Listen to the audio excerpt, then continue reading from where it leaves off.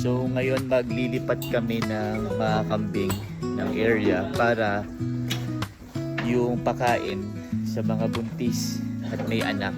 Isang hilera, dairy lang siya. Tapos pagka walang buntis, walang anak, grower naman yung pakain natin.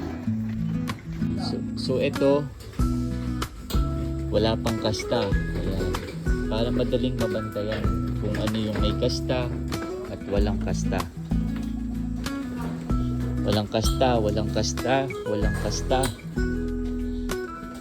walang kasta. Ito, mga buntis. Dito. Yan, very good.